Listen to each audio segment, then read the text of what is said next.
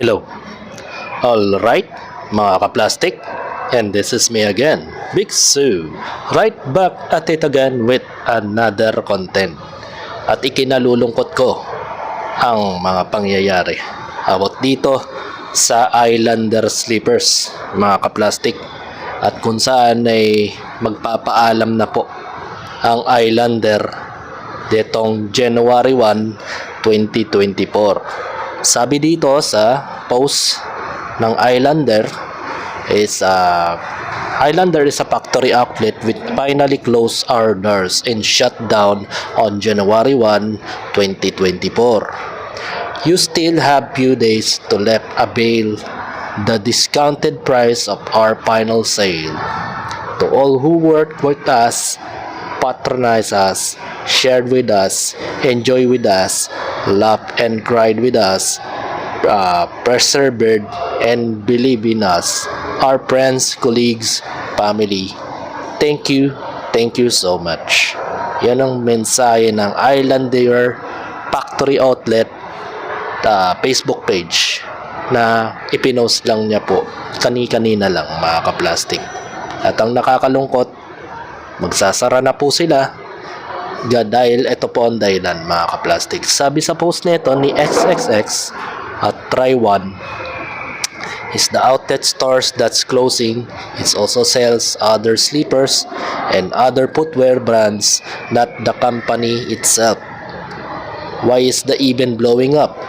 Yung page na nga mismo na yan nagsabi, overruns ang binibenta nila. Islander Corp is too big to close down its production. Lalo na ang lakas ng tinaas ng ad placements nila from the NCAA Basketball League. So meaning, ang Islander pala ay overrun lang po. So hindi po sila talaga yung gumagawa ng mga goma o yung mga disenyo. Way back kasi 2000, early 2000 o yung 90s, gamit ko na rin yung Islander na yan. Ang paborito kong kulay ng Islander usually, ang binibili ko yung navy blue. At lubang makapal naman talaga yung kanilang tsinelas. At ang nakakalungkot lang, mga kaplastik, ang problema lang pala dito, mga plastic, sa Islander na yan, ang unang-unang nasisira dyan, yung entrada sa gitna. Siyempre, madalas ko nagagamit, naaharabas siya sa mga paglalakad, layo na nilalakad ko, nahihila rin siya. Yun lang yung kapangitan sa Islander na yan. Pero sa swelas panalo ka kasi almost 2 inches na po siya. Siguro mga 1 1/4 yung kapal niya o 1 1/2 yung kapal ng goma. Kaya sulit yung dati kasi ang suggested retail price dati ng Islander, kung di ako nagkakamali, ay humigit kumulang lang po na 150 pesos to 200. Nagre-range po yan. Since naging sikat na po siya at lumalaki ang kanyang company, tumaas na po siya ng 500 and up. Sobrang mahal na po siya. Sa panahon ngayon, hindi na ngayon pansinin ng Islander dahil ang pinakauso ngayon, yung Crocs. Mga kaplastic, kung makikita nyo, ayan. Yan.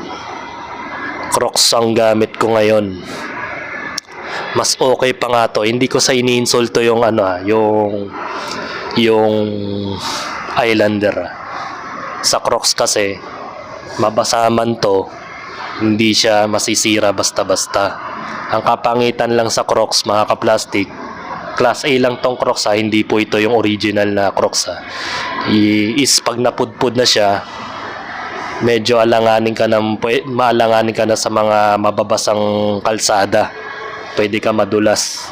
Sa Islander kasi kahit madulas ang kalsada, basa, hindi ka madudulas agad. Dahil yung goma niya, iba po yung goma niya sa goma ng Crocs. So, pares lang naman yung quality. Baga, maganda rin naman yung Crocs, maganda rin naman ng Islander. Props sa'yo. Ang kagandahan lang naman sa Islander is makapal talaga yung swelas. Ang kahinaan lang naman niya is yung entrada niya, yung gitna, napuputol yun agad kapag matagal. So ang paraan ko dyan para tumagal, ipinapasok ko yan ng barbecue stick, and then itatagos ko siya, and then kung kaya siyang taiin ng makapal na sinulid, iikutan ko ng ganon, and then yun na, makapit na siya. Yan ang alaala ko sa Islander na yan, mga kaplastic. So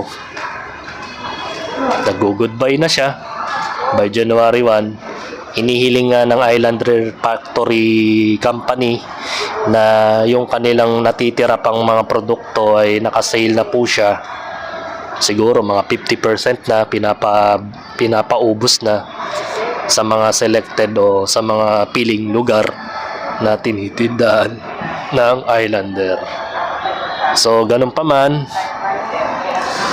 nagpapaalam na sila, pero tingnan natin po yung post mismo ng ito po yung post ng Islander, at ito po yung mga komento.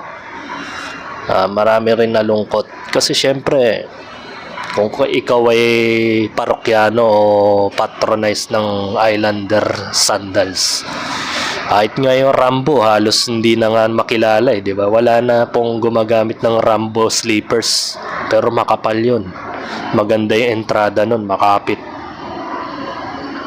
Maraming mga nagsabi, mga netizens, na on to your next adventure, good luck and may the force be with you. It will preserve last Islander I have. Baga yung Islander na yan, maaaring mapunta yan sa ibang kumpanya, bibilin ng ibang company, and then iibayin lang yung pangalan.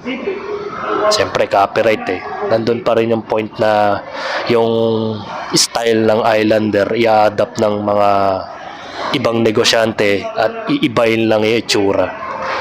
Kasi hindi sila nag-explore, mga kaplastic Hindi sila nag-explore ng iba pang mga style ng mga sleepers. Yun ang kapangitan sa Islander. Hindi sila nagbago ng style, nag-focus lang sila sa isang design, kaya hindi na, parang nauumay na rin ang mga parokyano nila, kasi nga hindi na iba 'di ba? Yung ibang mga brand nag-iiba rin, yung Word Balance nag-iiba rin sila ng style ng mga sapatos. Dati nakapokus lang sila sa mga rubberized na black shoes, ngayon pinasok na rin nila yung mga rubber shoes, mga running shoes, at mga iba't pang mga style ng sapatos. Hindi sila nag-focus sa isang style lang. Kaya itong tendency, kapag wala kang product, baga yung tinatawag na malawak ang pag-iisip sa paglikha ng mga produkto, may possibly talaga yung Islander. Kung isa lang yung style mo, hanggang dun ka na lang Siyempre, lahat ng netizens o yung mga namimili, naghahanap din ng bago yan, ng bagong style, bagong quality, bagong features. Cellphone nga, di ba? Taon-taon, kada buwan, every 3 months may bagong model. Dapat ganun din ang Islander. Yun ang pagkakamali ni Islander, mga kaplastic. So, eto, sabi ni John B. Villanueva, Nostalgia Islander in 90s. Diba? Like natin yan, mga kaplastic. Yan. Nostalgic talaga yung Islander. Baga, wala talagang papantay sa legendary. Yan, mga OG yan na mga tsinelas. OG. Islander, Rambo, yan yung mga unang kaunaw na kung sinuot, mga kaplastic. So hanggang dito na lang ang aking video, at good luck sa company ng Islander. Hopefully sana i-adapt to ng ibang negosyante at makita pa ng mga, siguro baka makita pa natin tong style na to, pero iba na yung pangalan ng tsinelas. Hopefully ganun ang mangyari, pero yung quality yun pa rin. Sana magbago rin ng style tong kung sino man ang kumuha ng copyright neto o ng style ng Islander. Hopefully sana mas explore nyo pa yung style tsaka yung disenyo para maraming bumili ng mga tao. At higit sa lahat, yung quality, yung pinaka-importante. Hanggang dito na lang ang aking opinion. And this is me again, Big Sue, lagi nagsasabing ang mga plastic ay matagal mabulok dahil ang mga plastic ay toxic. Kaya, what's up mga ka-plastic? And this is Combid commentary video ng video live stream. Signing out. Alright. Mga ka-plastic, kung nagustuhan nyo ang aking video, i-subscribe nyo lang ang aking channel. At the same time, i-hit nyo rin ang notification bell at yung all para ma-notify kayo sa aking susunod ko pang video sa aking YouTube channel. Maraming salamat po mga ka-plastic.